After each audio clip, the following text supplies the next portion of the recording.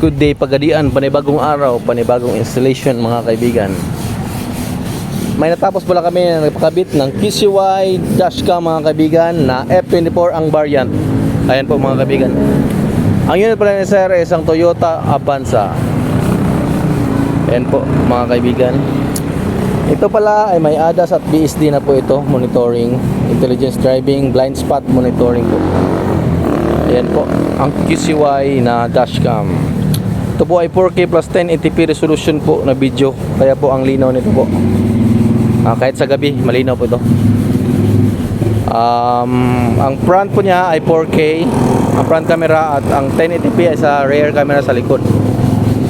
So mga kaibigan, i-check natin sa loob ng sasakyan mga kaibigan. Tingnan natin ang dashcam mga kaibigan.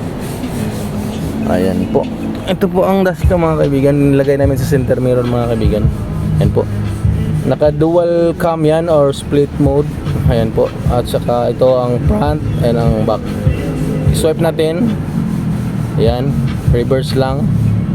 Ayan po. At saka i-swipe na naman front.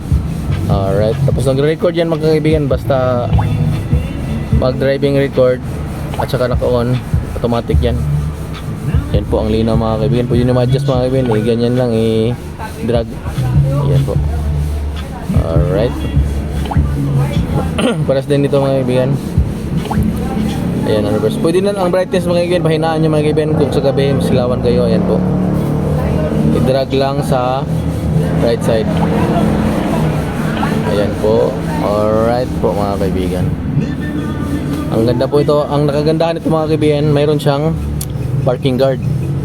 Kahit naka-off yung engine nyo, pag may nakabunggo harap at sa likod nyo, ma-record siya bigla, automatic.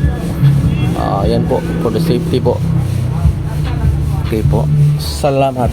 For more info mga kaibigan, ito po ang shop namin located in Purok Bahada, Dao, Pagadian City. Mrs. Hours Monday to Sunday 9 AM to 5 PM. Pre-check up upon estimate. Andre Auto and Accessories, powered by Kion Sondra. Salamat.